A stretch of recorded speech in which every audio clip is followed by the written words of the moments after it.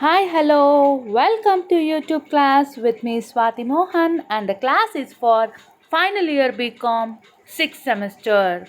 Subject business law, and the topic is all about acceptance, and in that we are going to discuss about legal rules of a valid acceptance, and this topic is going to get for 15 to 20 marks in your exams. ಎಲ್ಲ ಪ್ರಿಯ ವಿದ್ಯಾರ್ಥಿಗಳಿಗೂ YouTube ಕ್ಲಾಸಿಗೆ ಸ್ವಾಗತ.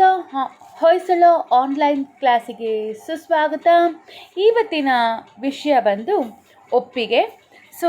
ಒಪ್ಪಿಗೆ ಅಂದರೆ ಏನು, ಒಪ್ಪಿಗೆ ಬಗ್ಗೆ ಚರ್ಚೆ ಮಾಡೋಣ. ನಾವಿನ್ನು ಮೊದಲನೇ ಲೆಸನಲ್ಲೇ ಇದ್ದೀವಿ. ಸ್ವಲ್ಪ ಇವತ್ತಿನ ದಿನ ಬೇಗ ಕ್ಲಾಸನ್ನು ಮಾಡೋಣ ಅನ್ನುವಂತಹ ಪ್ರಯತ್ನ. ಒಪ್ಪಿಗೆ ಅಂದ್ರೇನು ಅಂದರೆ ಕನ್ನಡದಲ್ಲಿ ಫಸ್ಟು ಮಾಡಿಬಿಟ್ಟು ಇಂಗ್ಲೀಷಿಗೆ ಹೋಗೋಣ. ಎರಡು ಭಾಳ ಸುಲಭವಾಗಿದೆ.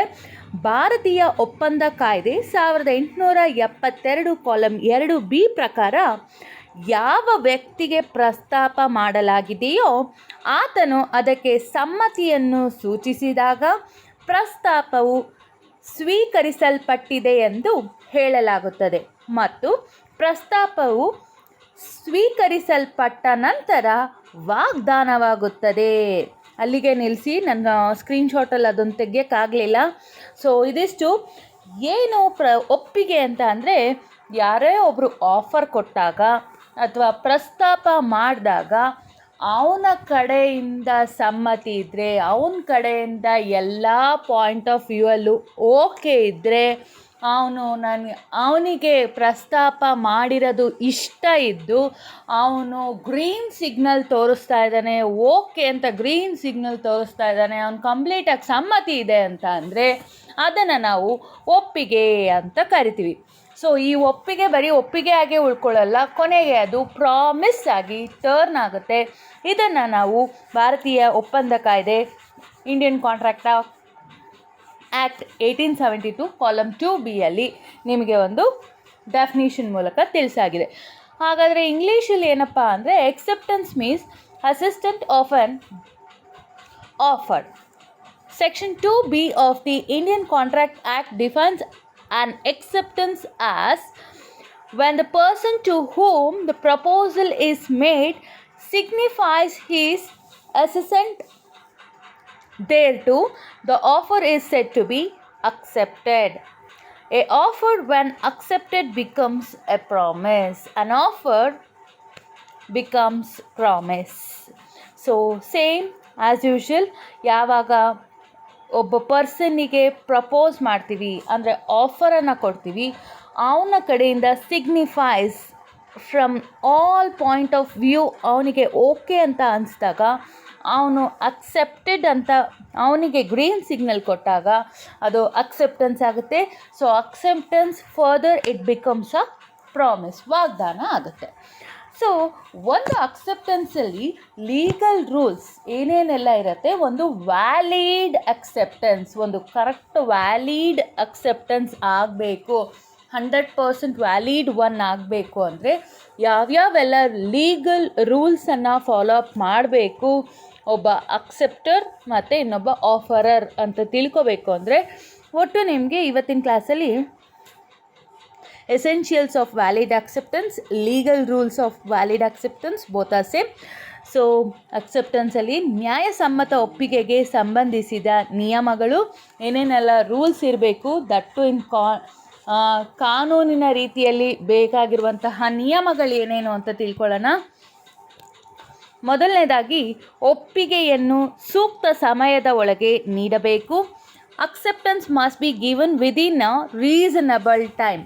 ರಾಮ್ಗೇಟ್ Victoria hotel versus Montefiore ಅವರ ಒಂದು ಕೇಸ್ ಮೂಲಕ ನಿಮಗೆ ಒಂದು ಎಕ್ಸಾಂಪಲನ್ನು ತಿಳಿಸ್ತಾ, ಸೂಕ್ತ ಸಮಯದಲ್ಲಿ ಒಬ್ಬ ಆಫರನ್ನು ಮಾಡಿರ್ತಾನೆ. ಈ ಮೌಂಟ್ ಫ್ಲೋರ್ ಅನ್ನುವಂತಹ ವ್ಯಕ್ತಿ ಏನಿದ್ದಾನೆ, ಈ ಕೇಸ್ ಬಗ್ಗೆ ನಾನು ಮೊದಲು ಕೂಡ ಹೇಳಿದ್ದೆ, Ramsgate Victoria hotel versus Montefiore ಬಗ್ಗೆ ಹೇಳಿದೆ. ಇಲ್ಲಿ ಮತ್ತೊಂದು ಬಾರಿ ಹೇಳ್ತೀನಿ. ಅಕ್ಸೆಪ್ಟೆನ್ಸ್ ಅನ್ನೋದು ಯಾವಾಗ ವ್ಯಾಲಿಡ್ ಆಗುತ್ತೆ ಅಂತ ಅಂದರೆ, ಮೌಂಟ್ ಫ್ಲೋರ್ ಅನ್ನುವಂತಹ ವ್ಯಕ್ತಿ ರಾಮ್ ಗೇಟ್ ವಿಕ್ಟೋರಿಯಾ ಹೋಟೆಲ್ ಶೇರ್ಸಿಗೆ ಅಪ್ಲಿಕೇಶನನ್ನು ಹಾಕಿರ್ತಾನೆ.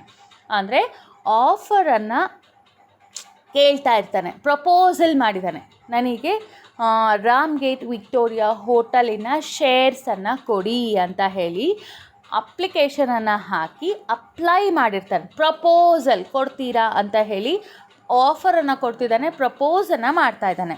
ಇಲ್ಲಿ ರಾಮ್ ಗೇಟ್ ವಿಕ್ಟೋರಿಯಾ ಈ ಮೌಂಟ್ ಫ್ಲೋರ್ ಅನ್ನೋನು ಜೂನ್ ತಿಂಗಳಲ್ಲಿ ಆಫರನ್ನು ಕೇಳಿರ್ತಾನೆ. ಸೊ ಈ ರಾಮ್ ಗೇಟ್ ವಿಕ್ಟೋರಿಯಾ ಹೋಟೆಲ್ ಅವರು ಸೆಪ್ಟೆಂಬರ್ ತಿಂಗಳಲ್ಲಿ, ಇವನು ಜೂನಲ್ಲಿ ಆಫರ್ ಮಾಡಿರ್ತಾನೆ, ಸೆಪ್ಟೆಂಬರ್ ತಿಂಗಳಲ್ಲಿ ಈ ರಾಮ್ ಗೇಟ್ ವಿಕ್ಟೋರಿಯಾ ಹೋಟೆಲ್ ಅವರು ಮೌಂಟ್ ಫ್ಲೋರ್ ಅನ್ನೋನು ಪ್ರಪೋಸ್ ಮಾಡಿದ್ದಂತಹ 30 ನಂಬರ್ ಆಫ್ ಶೇರ್ಸಿಗೆ ಅಕ್ಸೆಪ್ಟೆನ್ಸ್ ಅಂತ ಕೊಟ್ಟು ಅವನಿಗೆ ಶೇರ್ಸನ್ನು ಅಲಾಟ್ ಮಾಡಿರ್ತಾರೆ ಮೌಂಟ್ ಫ್ಲೋರಿಗೆ. ಸೊ ಸೆಪ್ಟೆಂಬರ್ ಆಯಿತು, ಅಕ್ಟೋಬರ್ ಆಯಿತು, ನವಂಬರ್ 3 ಮಂತ್ಸ್ ಇರುತ್ತೆ ಟೈಮ್. ಅದಕ್ಕೆ ನವಂಬರ್ವರೆಗೂ ಮೌಂಟ್ ಫ್ಲೋರಿಗೋಸ್ಕರ ಕಾಯ್ತಾ ಇರ್ತಾರೆ. ಅವನ ಒಂದು ಪ್ರಪೋಸಲ್ಗೆ ಅಕ್ಸೆಪ್ಟೆನ್ಸ್ ಕೊಟ್ಟು ಅವನಿಗೆ ಮತ್ತೆ ರಿಟರ್ನ್ ಬ್ಯಾಕ್ ಶೇರ್ಸನ್ನು ಕೊಡೋಣ ಅಂತ ಹೇಳಿ ಕಾಯ್ತಾ ಇರ್ತಾರೆ. ಬಟ್ ಮೌಂಟ್ ಫ್ಲೋರ್ ಅನ್ನೋನು ಸೆಪ್ಟೆಂಬರ್, ಅಕ್ಟೋಬರ್, ನವಂಬರ್ 3 ತಿಂಗಳು ಕೂಡ ಬರ್ದಲೇ ಇದ್ದಿದ್ದ ಕಾರಣ ಲ್ಯಾಪ್ಸ್ ಆಫ್ ಟೈಮ್ ಅಂತ ಹೇಳಿ ರಾಮ್ ಗೇಟ್ ವಿಕ್ಟೋರಿಯಾ ಹೋಟೆಲ್ ಅವರು ಅವರ ಶೇರ್ಸನ್ನು ವಾಪಸ್ ತಗೊತಾರೆ. ಆ ಶೇರ್ಸ್ ಅಲಾಟ್ಮೆಂಟ್ ಏನು ಮಾಡಿರ್ತಾರೋ ಅದನ್ನು ಕ್ಯಾನ್ಸಲ್ ಮಾಡ್ತಾರೆ. ಸೊ ಈ ಕೇಸ್ ಮೂಲಕ ನಮ್ಗೆ ತಿಳಿಯೋದೇನಪ್ಪ ಅಂದರೆ, ಒಂದು ಸರ್ಟನ್ ಟೈಮ್ ಇರುತ್ತೆ, ಯಾರಿಗೆ ನಾವು ಆಫರ್ ಮಾಡಿದ್ಲಿ ಒಂದು 6 ಮಂತ್ಸ್, 2 ಮಂತ್ಸ್, 3 ಮಂತ್ಸ್, ನೋಡಪ್ಪ ನಿಂಗೆ ಒಂದು 10 ದಿನ ಟೈಮ್ ಕೊಡ್ತೀನಿ, ಅಷ್ಟರಲ್ಲಿ ಹೇಳ್ಬಿಡು, ನೀನೇನಾದರೂ ಒಪ್ಕೊಳ್ಳಿಲ್ಲ ಅಂದರೆ ನಾನು ಬೇರೆ ಯಾರಿಗಾದ್ರೂ ಅದನ್ನು ತಿಳಿಸ್ತೀನಿ ಅಂತ ಹೇಳಿ ಒಂದು ಸರ್ಟೆನ್ ಟೈಮ್ ಕೊಟ್ಟಿರ್ತಾರೆ. ಆ ಟೈಮ್ ಒಳಗಡೆ ಅದೇನಾದರೂ ಅಕ್ಸೆಪ್ಟೆನ್ಸ್ ಆದರೆ, ಒಪ್ಪಿಗೆ ಆದರೆ okay, well and good. But in case ಆ ಟೈಮ್ ಒಳಗಡೆ ಅವರೇನಾದರೂ ಅವರ ಒಪ್ಪಿಗೆ ನೀಡಲಿಲ್ಲ, ಸೂಕ್ತವಾದ ಸಮಯದೊಳಗಡೆ ಅವರ ಒಪ್ಪಿಗೆ ನೀಡಲಿಲ್ಲ ಅಂದರೆ ಅದು ಒಂದು ಎಸೆನ್ಷಿಯಲ್ ವ್ಯಾಲಿಡ್ ಅಕ್ಸೆಪ್ಟೆನ್ಸ್ ಆಗಲ್ಲ ಲೀಗಲಿ ಅಂತ ಹೇಳಿ ಹೇಳೋವಂಥದ್ದು ಮೊದಲನೇ ಪಾಯಿಂಟು. ಹೋಪ್ ಎಲ್ರಿಗೂ ಅರ್ಥ ಆಗಿದೆ ಅಂತ ಅಂದ್ಕೊಂಡಿದ್ದೀನಿ. ಎರಡನೇದು, ಯಾರಿಗೆ ಪ್ರಸ್ತಾಪ ಮಾಡಲಾಗಿದೆಯೋ ಆತನು ಮಾತ್ರ ಒಪ್ಪಿಗೆಯನ್ನು ನೀಡಬೇಕು. Acceptance must be made the person to whom it is made. Boulton versus Jones ಅನ್ನುವಂತಹ ಕೇಸ್ ಮೂಲಕ ನಿಮಗೆ ಹೇಳೋಣ ಅಂತ ಪ್ರಯತ್ನ ಪಡ್ತೀನಿ. ಸೊ ಈ ಕೇಸಲ್ಲಿ ಏನಾಗುತ್ತೆ ಅಂದರೆ, ಬುಲ್ಟನ್ಸ್ ವರ್ಸಸ್ ಜಾನ್ ಕೇಸಲ್ಲಿ ಎಕ್ಸಾಂಪಲ್ ಮೂಲಕ ತಗೊಳ್ತಾ ಮಾತಾಡೋಣ. ಎಕ್ಸ್ ಅನ್ನುವಂತಹ ವ್ಯಕ್ತಿ, ವೈ ಅನ್ನುವಂತಹ ವ್ಯಕ್ತಿ, ಪಿ ಅನ್ನುವಂತಹ ವ್ಯಕ್ತಿ, 3 ಜನ ಇದ್ದಾರೆ. ಸೊ ಇಲ್ಲಿ ಎಕ್ಸ್ ಅನ್ನುವಂಥವನು ಆಫರನ್ನು ಕೊಟ್ಟು ಅವನ ಒಂದು ಗೂಡ್ಸನ್ನು ವೈ ಅನ್ನೋನಿಗೆ ಸೇಲ್ ಮಾಡಿರ್ತಾನೆ. ಬಟ್ ಇಲ್ಲಿ ವೈ ಅನ್ನುವಂತಹ ವ್ಯಕ್ತಿಗೆ ಅವನ ಬಿಸ್ನೆಸ್ ಏನಿದೆ, ಅವನ ಬಿಸ್ನೆಸ್ಸು ವೈ ಅನ್ನೋನಿಗೆ ಸೇಲ್ ಮಾಡಿದ್ದೀನಿ ಅನ್ನುವಂತಹದ್ದು ಟಾಪಿಕ್ಕೇ ವೈಗೆ ಗೊತ್ತೇ ಇರಲ್ಲ. ವೈ ಬದಲಾಗಿ ಅದನ್ನು ಪಿ ಅನ್ನೋನು ಅಕ್ಸೆಪ್ಟ್ ಮಾಡಿ ಇವನ ಎಕ್ಸ್ ಜೊತೆಗೆ ಆ ಒಂದು ವ್ಯವಹಾರನ ಮಾಡ್ತಾ ಇರ್ತಾನೆ. ಸೊ ಇಲ್ಲಿ ಈ ಒಂದು ಅಕ್ಸೆಪ್ಟೆನ್ಸ್ ಏನಿದೆ, ಈ ಅಕ್ಸೆಪ್ಟೆನ್ಸ್ ಇನ್ವ್ಯಾಲಿಡ್ ಆಗುತ್ತೆ. ಯಾಕೆ ಅಂದರೆ ಇಲ್ಲಿ ಯಾರಿಗೆ ಸೇಲ್ ಮಾಡಿದೆಯೋ ಅವನು ಬಿಟ್ಟು, ಅವನನ್ನು ಇಲ್ಲಿ ಕನ್ಸಿಡರೇಷನ್ಗೆ ತಗೊಂಡಿಲ್ಲ, ಅವನು ಬಿಟ್ಟು ಸೇಲ್ ಮಾಡಿರೋದು ವೈಗೆ, ಬಟ್ ವೈಗೇ ವಿಷಯ ಗೊತ್ತಿಲ್ಲ. ವೈ ಪರವಾಗಿ ಪಿ ಎಲ್ಲ ವ್ಯವಹಾರನ ಮಾಡ್ತಾ ಇದ್ದಾನೆ. ಸೊ ಇಲ್ಲಿ ಇದು ವ್ಯಾಲಿಡ್ ಟ್ರಾನ್ಸಾಕ್ಷನ್ ಆಗೋದಿಲ್ಲ. ಇಲ್ಲಿ ಏನಿದೆ ಅಂತ ಅಂದರೆ, ಯಾರಿಗೆ ಪ್ರಸ್ತಾಪ ಮಾಡಲಾಗಿದೆಯೋ ಆತನು ಮಾತ್ರ ಒಪ್ಪಿಗೆಯನ್ನು ನೀಡಬೇಕು. ಎಕ್ಸ್ ಅನ್ನೋನು ವೈಗೆ ಮಾಡಿದ್ದ, ವೈ ಅನ್ನೋನು ಮಾಡಲಿಲ್ಲ, ಬದಲಾಗಿ ಪಿ ಅನ್ನೋನು ಎಲ್ಲ ರೀತಿಯಾದಂತಹ ವ್ಯವಹಾರನ ಮಾಡ್ತಾ ಇದ್ದಿದ್ದಕ್ಕೆ ಇದು ಇನ್ವ್ಯಾಲಿಡ್ ಅನ್ನತ್ತೆ. ಸೊ ಇದು ಕಾನೂನಿನ ರೀತಿಯಲ್ಲಿ ಸಮ್ಮತವಾದಂತಹ ಒಪ್ಪಿಗೆ ಅಲ್ಲ ಅನ್ನೋವಂಥದ್ದು ಎರಡನೇ ಟಾಪಿಕ್. ಬುಲ್ಟನ್ ವರ್ಸಸ್ ಜಾನ್ಸಿನ ಕೇಸಲ್ಲಿ ಆದಂಥದ್ದು. ಬುಲ್ಟನ್ ಅನ್ನೋನು ಜಾನ್ಗೆ ಸೇಲ್ ಮಾಡಿರ್ತಾನೆ, ಬಟ್ ಜಾನ್ ಬದಲು ಬೇರೆ ಒಬ್ಬ ವ್ಯಕ್ತಿ ಬಂದು ಆ ವ್ಯವಹಾರನೆಲ್ಲ ನಡ್ಸ್ಕೊಂಡು ಹೋಗ್ತಾನೆ. ಸೊ ದಟ್ ಅದು ಜಾನಿಗೆ ವಿಷಯನೇ ಗೊತ್ತಿರೋದಿಲ್ಲ. ಅಂಥ ಟೈಮಲ್ಲಿ ಈ ಅಕ್ಸೆಪ್ಟೆನ್ಸನ್ನು ವಾಯ್ಡ್ ಅಂತ ಕರೀತಾರೆ. ವಾಯ್ಡ್, ಇನ್ವ್ಯಾಲಿಡ್ ಎಲ್ಲ ಒಂದೇ. ಇದನ್ನು ಕನ್ಸಿಡರೇಷನ್ಗೆ ತಗೊಳ್ಳೋದಕ್ಕೆ ಬರಲ್ಲ ಅಂತ ಹೇಳಿ, it is totally out of the rules ಅಂತ ಹೇಳಿ ಈ ಅಕ್ಸೆಪ್ಟೆನ್ಸನ್ನು ಇನ್ವ್ಯಾಲಿಡ್ ಅಂತ ಹೇಳಿ ಕ್ಯಾನ್ಸಲ್ ಮಾಡ್ತಾರೆ. ಇದು ಒಂದು ರೀತಿಯಾದಂತಹ essential rules of a valid acceptance. ಮುಂದೋಗೋಣ. ಮೂರನೇದು acceptance must communicate in usual and reasonable manner. Mental acceptance in effective. Felthouse versus Bindley 1862. So Felthouse versus Bindley to 1862 ಏನು ಹೇಳುತ್ತೆ ಈ ಕೇಸ್ ಅಂದರೆ, ಫೆಲ್ಟ್ಹೌಸ್ ಅನ್ನೋ ಅಂಥವನು ಅವನ ನೆಫ್ಯೂ, ಅವನ ಸಹೋದರನಿಗೆ ಹಾರ್ಸನ್ನು ಆಕ್ಷನಲ್ಲಿ ಸೇಲ್ ಮಾಡೋದಕ್ಕೆ ಇಟ್ಟಿರ್ತಾನೆ. ಹಾರ್ಸನ್ನು ಆಕ್ಷನ್ ಅಂದರೆ ಹರಾಜ್ಗೆ ಹೋಗ್ತಾರಲ್ಲ, ಅಲ್ಲಿ ಸೇಲ್ ಮಾಡೋದಕ್ಕೆ ಇಟ್ಟಿರ್ತಾನೆ ಅವನ ಸಹೋದರನ ಹಾರ್ಸ್. ಅದು 30.15 ಸೆಂಟಿಗೆ ಅಂತ ಇಟ್ಟಿರ್ತಾರೆ. ಬಟ್ ಆ ಕೇಸಲ್ಲಿ ಬೆಂಡ್ಲಿ ಅನ್ನೋನು ಏನು ಮಾಡ್ತಾನೆ, ಅವನಿಗೆ ಹಾರ್ಸ್ ಅನ್ನೋದನ್ನು ಬೈ ಮಿಸ್ಟೇಕಾಗಿ ಹೌಸ್ ಅಂತ ಫೀಲ್ ಮಾಡಿ ಆ ಒಂದು ಪ್ರಾಪರ್ಟಿಯನ್ನು ತೊಗೊಳೋದಕ್ಕೆ ಮುಂದೆ ಬರ್ತಾನೆ. ಸೊ ಆಕ್ಷನ್ ಎಲ್ಲ ಕೂಗ್ತಾನೆ. ಅದಾದಮೇಲೆ ಅವನಿಗೆ ಹಾರ್ಸನ್ನು ಹ್ಯಾಂಡ್ ಓವರ್ ಮಾಡ್ತಾರೆ.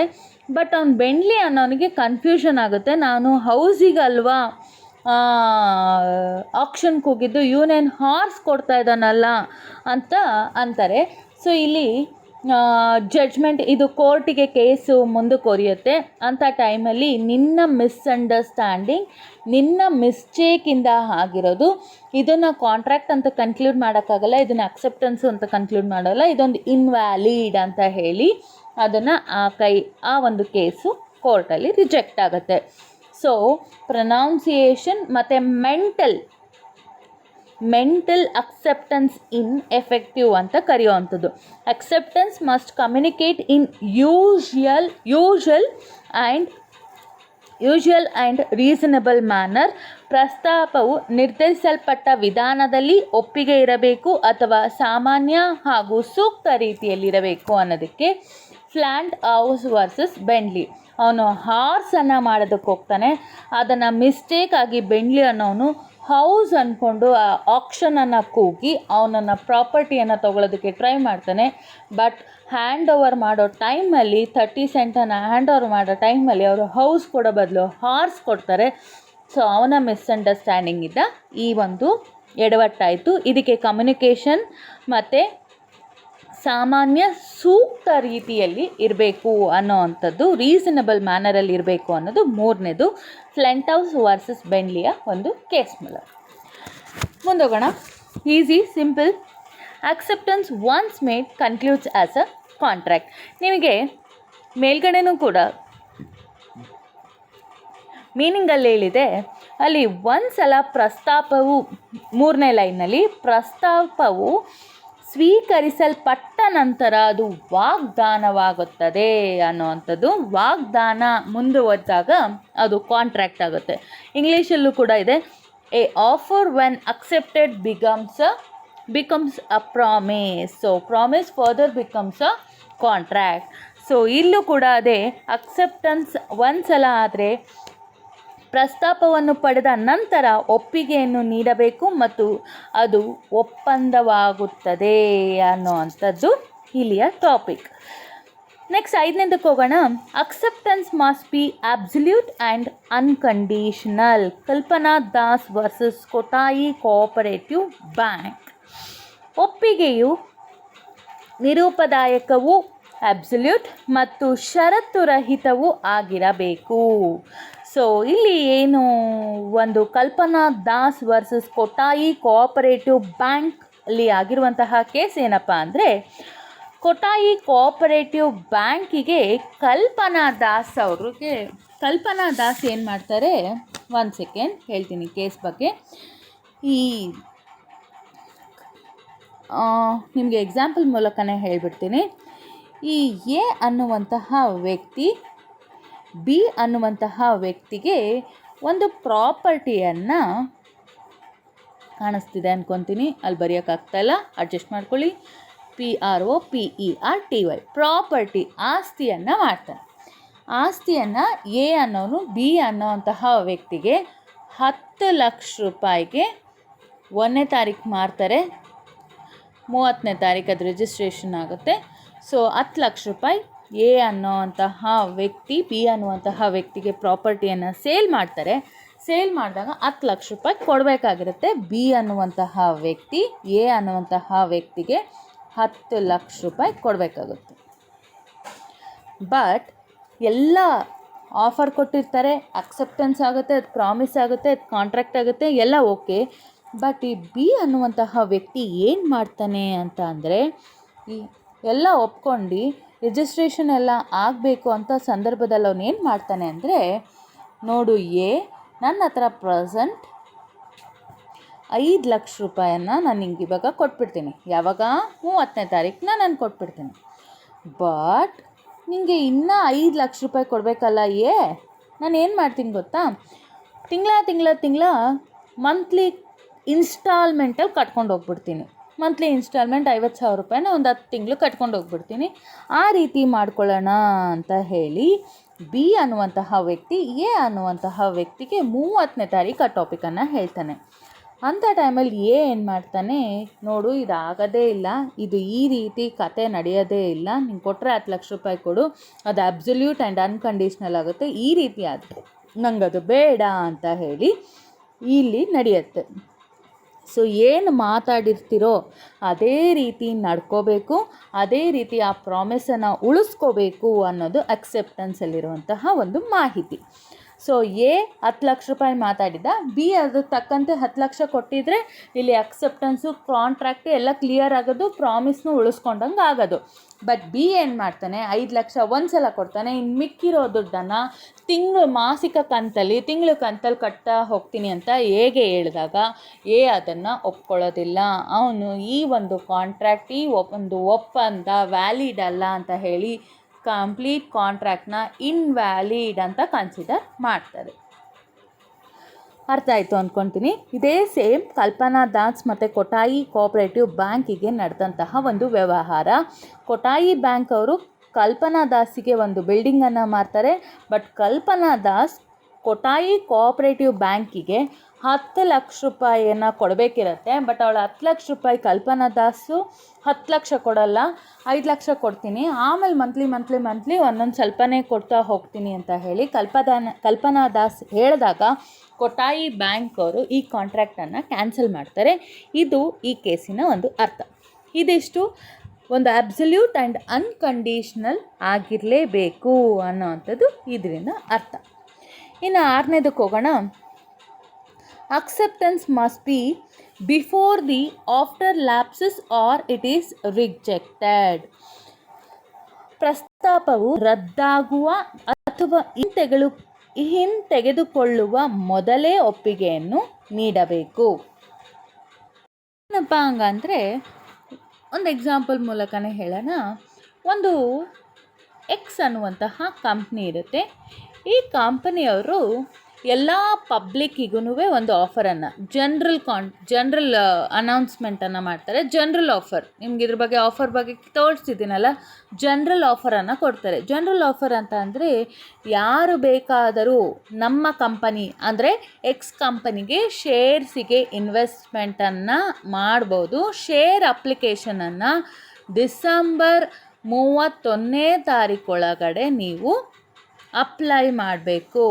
ಇನ್ ಕೇಸ್ ನೀವು 31ರ ಮೇಲೆ ಜಾನ್ವರಿ 1 ಏನಾದರೂ ಮಾಡಿದ್ರೆ ಅದನ್ನು ನಾವು ಅಕ್ಸೆಪ್ಟ್ ಮಾಡೋದಿಲ್ಲ ಅಂತ ಹೇಳ್ತಾರೆ. ಸೊ ಇದು ಈ ಒಂದು ಯಾವುದೇ ಒಬ್ಬ ವ್ಯಕ್ತಿ ತಾನು ಅಪ್ಲೈ ಮಾಡಬೇಕು ಅಂತ ಅಂದರೆ ಎಕ್ಸ್ ಕೊಟ್ಟಿರುವ ಆಫರನ್ನು ಅವನು ಅಕ್ಸೆಪ್ಟ್ ಮಾಡಬೇಕು ಅಂದರೆ ಅವನಿಗೆ ಡಿಸೆಂಬರ್ 31ವರೆಗೂ ಟೈಮ್ ಇರುತ್ತೆ. ಇನ್ ಕೇಸ್ ಆ ವ್ಯಕ್ತಿ ಡಿಸೆಂಬರ್ 31 ಒಳಗಡೆ ಅವನೇನಾದರೂ ಶೇರ್ ಅಪ್ಲಿಕೇಶನನ್ನು ಹಾಕಲಿಲ್ಲ ಅಂದರೆ ಅವನು ಕೊಟ್ಟಿರುವಂತಹ ಆಫರ್ ಲ್ಯಾಪ್ಸ್ ಆಗುತ್ತೆ, ಹಿಂತೆಗೆದುಕೊಳ್ಳಲಾಗುತ್ತೆ. ಇಲ್ಲಾಂದರೆ ಆಫರ್ ಕೊಟ್ಟಿದ್ದಾನಲ್ಲ ಪ್ರಸ್ತಾಪ, ಅದು ರದ್ದಾಗುತ್ತೆ ಅನ್ನೋದು ಮಾಹಿತಿ. Next 7th one, communication of acceptance can be waived by the offerer. ಒಪ್ಪಿಗೆ ಸಂಚರಣೆಯ ನಿಯಮ. ಸೊ ಏನದು ಸಂಚರಣೆಯ ನಿಯಮ, ಏನದು ರೂಲ್ಸ್ ಅಂತ ಅಂದರೆ, ಈಗ ಕೆಲವು ಊಹಾಪೋಹಗಳು ಗಾಸಿಪ್ಗಳಿರುತ್ತೆ ಅಂತ ಅಂದ್ಕೊಳ್ಳೋಣ. ಸೊ ಎ ಅನ್ನೋಂತಹ ವ್ಯಕ್ತಿಗೆ ಇನ್ನೂ ಆಫರ್ ಬಂದೇ ಇಲ್ಲ, ಪ್ರಸ್ತಾಪ ಇನ್ನೂ ಬಂದಿಲ್ಲ ಅವನಿಗೆ. ಬಟ್ ಅವನಿಗೆ ಅವನ ಫ್ರೆಂಡ್ಸ್ ಕಡೆಯಿಂದ, ಅವನ ಒಂದು ರಿಲೇಟಿವ್ಸ್ ಕಡೆಯಿಂದ ಅವನಿಗೆ ಈ ಆಫರ್ ಬರ್ತಿದೆ ನೋಡು ನಿನಗೆ, ಇದು ದೊಡ್ಡ ಒಂದು MNC ಕಂಪನಿಯಲ್ಲಿ ನಿನಗೆ ಕೆಲಸದ ಆಫರ್ ಇದು ಕೊಟ್ಟಿದ್ದಾರಂತೆ ಅಂತ ಹೇಳಿ ಅವನಿಗೆ ಫಸ್ಟು ಗೊತ್ತಾಗೋದಕ್ಕೂ ಮೊದಲು MNC ಕಂಪನಿಯವರು ವೈಯಕ್ತಿಕವಾಗಿ ಪರ್ಸ್ನಲಿ ಅಫಿಷಿಯಲಿ ಅನ್ನೋನಿಗೆ ಇನ್ಫಾರ್ಮೇಷನ್ ತಿಳಿಸೋದಕ್ಕೂ ಮೊದಲೇ ಈ ಬೇರೆಯವರ ಕಡೆಯಿಂದ ಗಾಳಿ ಸುದ್ದಿಯಿಂದ, ಗಾಸಿಪ್ಸಿಂದ ಅವನಿಗೆ ಇಂಡೈರೆಕ್ಟಾಗಿ ಗೊತ್ತಿರುತ್ತೆ. ಇಂಡೈರೆಕ್ಟಾಗಿ ಗೊತ್ತಿರೋ ರೀಸನ್ ಅನ್ನೋನು MNC ಕಂಪನಿಗೆ ಹೋಗಿ ಅವನ ಅಕ್ಸೆಪ್ಟೆನ್ಸನ್ನು ತಿಳಿಸಿದ್ರೆ ಅದೇನಾಗುತ್ತೆ, ಅದು ತಪ್ಪಾಗುತ್ತೆ. ಅವನಿಗಾಗಿ ಅವನು MNC ಕಂಪನಿಯವರು ಡೈರೆಕ್ಟಾಗಿ ಬಂದು ಅಫಿಷಿಯಲಿ ಅವನಿಗೆ ಲೆಟರನ್ನು ಕೊಟ್ಟು, ಅಪಾಯಿಂಟ್ಮೆಂಟ್ ಲೆಟರನ್ನು ಕೊಟ್ಟರೆ ಆವಾಗ ಅವನು ಅಕ್ಸೆಪ್ಟೆನ್ಸ್ ತಿಳಿಸಿದಾಗ ಮಾತ್ರ ಅದು ವ್ಯಾಲಿಡ್ ಅಕ್ಸೆಪ್ಟೆನ್ಸ್ ಆಗುತ್ತೆ. ಇಲ್ಲಾಂದರೆ ನೋಡಿ MNC ಕಂಪನಿಯವರೇ, ನೀವೇನೋ ನನಗೆ ಕೆಲಸ ಕೊಡಬೇಕು ಅಂದ್ಕೊಂಡಿದ್ದೀರಂತೆ, ನನಗೆ ಓಕೆ ಇದೆ ಅಂತ ಹೇಳಿದ್ರೆ ಆ ಅಕ್ಸೆಪ್ಟೆನ್ಸ್ ಇನ್ವ್ಯಾಲಿಡ್. ಬಟ್ ಅವನಿಗೆ ಅಫಿಷಿಯಲ್ ಆಗಿ ಆಫರ್ ಕೊಟ್ಟು ಅದನ್ನು ಅವ್ನು ರಿಟರ್ನ್ ಬ್ಯಾಕ್ ಮಾಡಿದ್ರೆ ಮಾತ್ರ ಅದೊಂದು ವ್ಯಾಲಿಡ್ ಅಕ್ಸೆಪ್ಟೆನ್ಸ್ ಆಗುತ್ತೆ. ಇದು communication of acceptance can be waived by the offerer. ಒಪ್ಪಿಗೆ ಸಂಚರಣೆಯ ನಿಯಮ. ಆಫರ್ ಕೊಟ್ಟ ಮೇಲೇ ಅಕ್ಸೆಪ್ಟೆನ್ಸ್ ಈಸ್ಕೋಬೇಕು. ಮೊದಲೇ ಅವ್ರು ಆಫರ್ ಕೊಡೋಕ್ಕೂ ಮೊದಲೇ ನಂಗೆ ಓಕೆ ಓಕೆ ಓಕೆ ಅಂತ ಹೇಳಿದ್ರೆ ಅದು ತಪ್ಪಾಗುತ್ತೆ, ಅದು ಇನ್ವ್ಯಾಲಿಡ್ ಆಗುತ್ತೆ, ವಾಯ್ಡ್ ಆಗುತ್ತೆ ಅನ್ನೋದು ಇಲ್ಲಿ ಅರ್ಥ. 8ನೇದಕ್ಕೆ ಹೋಗೋಣ. Acceptance of the offer means acceptance of all the terms of offer. ಭವಿಷ್ಯತ್ತಿನಲ್ಲಿ ಮಾಡಿಕೊಳ್ಳಲಾಗುವ ಎಲ್ಲ ಒಡಂಬಡಿಕೆಗೆ ನೀಡಲಾಗುವ ಒಪ್ಪಿಗೆ ಕಾನೂನಿನ ಬದ್ಧವಾಗಿರುತ್ತದೆ. ಇಲ್ಲಿ ಬದ್ಧವಾಗಿಲ್ಲ ಅನ್ನೋಂಥದ್ದಿದೆ. Acceptance of the offer means acceptance of the all terms of offer. ಇಲ್ಲಿ ಏನು ಅಕ್ಸೆಪ್ಟೆನ್ಸ್, ನನಗೆ ಒಪ್ಪಿಗೆ ಇದೆ ಅಂತ ನಾವು ಸಮ್ಮತಿ ಕೊಟ್ಟರೆ ಎಲ್ಲ ಕಂಡೀಷನ್, ಪ್ರಸ್ತಾಪ ಯಾರು ಆಫರರ್ ಮಾಡಿದಾನಲ್ಲ, ಈ ಆಫರರ್ ಮಾಡಿರುವ ಎಲ್ಲ ರೂಲ್ಸಿಗೂ ಎಲ್ಲ ಕಂಡೀಷನ್ಸ್ಗೂ ಒಪ್ಪಿಗೆ ಇದ್ದರೆ ಮಾತ್ರ ಆ ಅಕ್ಸೆಪ್ಟೆನ್ಸ್ ವ್ಯಾಲಿಡ್ ಆಗುತ್ತೆ. ಒಪ್ಪಿಗೆ ಕೊಟ್ಬಿಡೋದು, ನಂಗೆ ಹಂಗಾಗಲ್ಲ, ನಂಗೆ ಹಿಂಗಾಗಲ್ಲ, ನನಗೆ ಹಂಗೆ ಬೇಕಿತ್ತು ಹಿಂಗೆ ಬೇಕಿತ್ತು ಅಂತ ಆಮೇಲೆ ನಾವೇನೇ ರೂಲ್ಸ್ ಹೇಳಿದ್ರು ಅಲ್ಲಿ ನಡೆಯೋದಿಲ್ಲ. ಸೊ ಎಲ್ಲ ಭವಿಷ್ಯದಲ್ಲಿರುವಂತಹ ಎಲ್ಲ ಕಂಡೀಷನ್ಸಿಗೂ ಒಪ್ಕೊಳ್ಳೋದಾಗಿದ್ದರೆ ಮಾತ್ರ ಆ ಆಫರನ್ನು ಅಕ್ಸೆಪ್ಟೆನ್ಸ್ ಮಾಡೋಕ್ಕೆ ಸಾಧ್ಯ ಆಗುತ್ತೆ, ಅದು ಒಂದು ವ್ಯಾಲಿಡ್ ಆಫರ್ ಆಗುತ್ತೆ. ಸೊ ಇದುವರೆಗೂ ಇವತ್ತಿನ ಕ್ಲಾಸ್ ಅಕ್ಸೆಪ್ಟೆನ್ಸ್ ಬಗ್ಗೆ ಎಲ್ಲರಿಗೂ ಚೆನ್ನಾಗಿ ಅರ್ಥ ಆಗಿದೆ ಅಂತ ತಿಳ್ಕೊಂಡಿದ್ದೀನಿ ಅಂತ ಭಾವಿಸ್ತಾ ನಾನು ಇವತ್ತಿನ ಕ್ಲಾಸನ್ನು ಮುಗಿಸ್ತೀನಿ. Thank you so much. Have a good day. Take care. See you. Bye. See you in the next class. Bye.